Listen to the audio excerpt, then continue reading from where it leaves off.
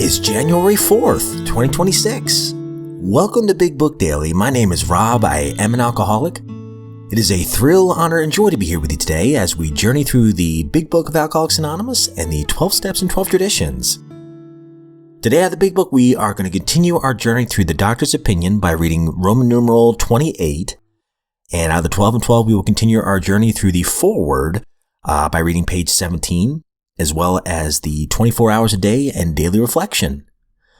So with that, hope you all are doing well this morning, my friends. Life is good over here. We've been given another set of 24 hours. I'm all caffeined up. I'm ready to go this morning. And let's go ahead and get to the good stuff.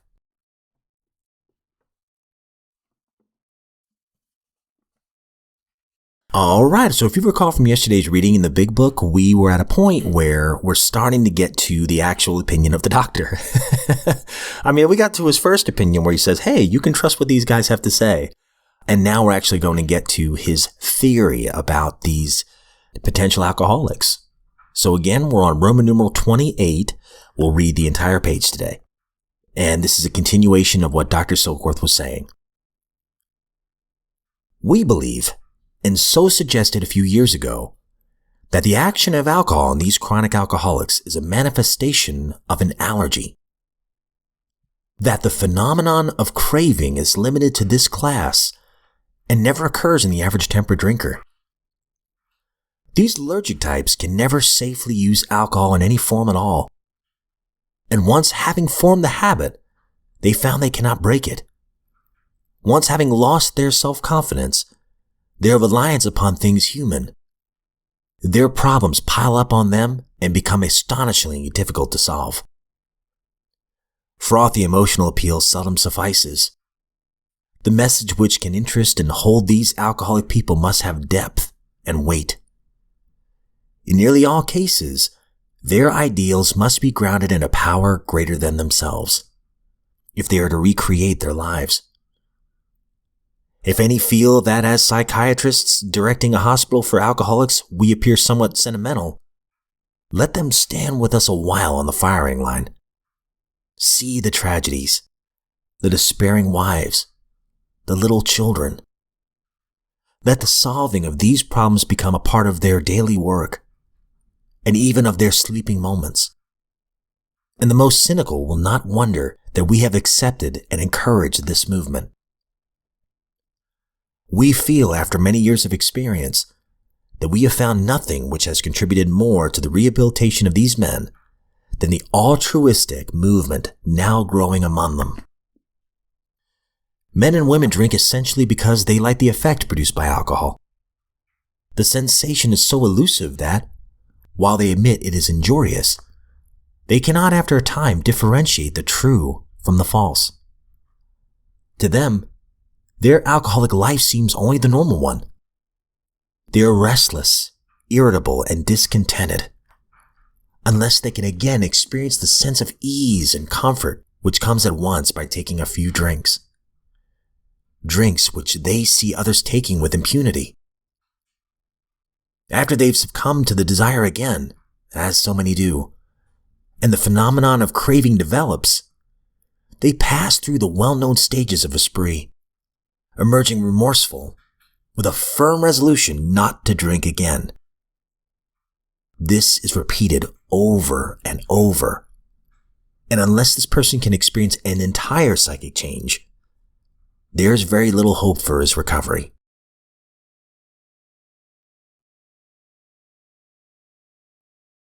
Out of the 12 and 12, we're on the foreword, page 17. And if you recall from yesterday's reading, we're getting a little history of the creation of the Big Book and the Fellowship of AA. Page 17. Nevertheless, the Infant Society determined to set down this experience in a book which finally reached the public in April of 1939. At this time, the recoveries numbered about 100. The book was called Alcoholics Anonymous, and from it, the fellowship took its name.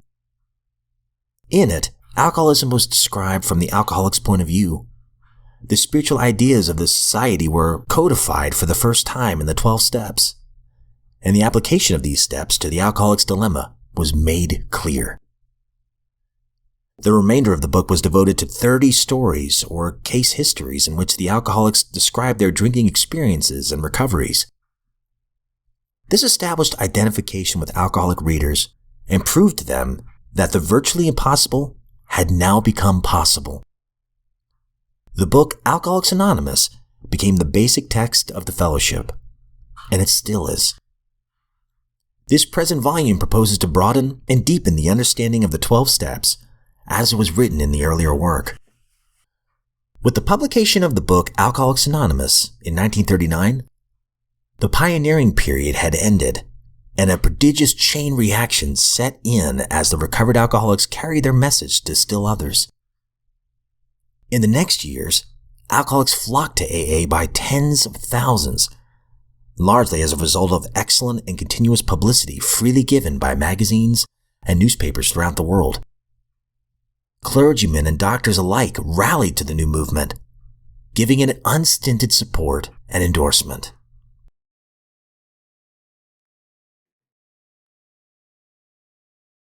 "24 hours a day, January 4th. AA thought for the day. Have I admitted I'm an alcoholic? Have I swallowed my pride and admitted that I was different from ordinary drinkers? Have I accepted the fact that I must spend the rest of my life without liquor? Have I any more reservations? Any idea in the back of my mind that someday I'll be able to drink safely? Am I absolutely honest with myself and with other people? Have I taken an inventory of myself and admitted the wrong that I've done? Have I come clean with my friends? Have I tried to make it up to them for the way that I've treated them? Meditation for the day. I will believe that fundamentally all is well. Good things will happen to me. I believe that God cares for me and will provide for me. I will try not to plan ahead. I know that the way will unfold, step by step. I will leave tomorrow's burdens to God, because He is the great burden bearer. He only expects me to carry my one day's share. Prayer for the day. I pray that I may not try to carry the burden of the universe on my shoulders. I pray that I may be satisfied to do my share each day.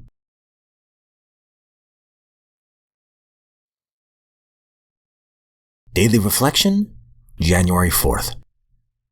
Begin where you are. We feel that elimination of our drinking is but a beginning. A much more important demonstration of our principles lies before us in our respective homes, occupations, and affairs. Alcoholics Anonymous, page 19. It's usually pretty easy for me to be pleasant to the people in an AA setting. While I'm working to stay sober, I'm celebrating with my fellow AAs, our common release from the hell of drinking. It's often not so hard to spread glad tidings to my old and new friends in the program. At home or at work, though, it can be a different story. It is in situations arising in both of those areas that the little day-to-day frustrations are most evident, and where it can be tough to smile or reach out with a kind word or an attentive ear. It's outside of the AA rooms that I face the real test of the effectiveness of my walk through AA's 12 steps.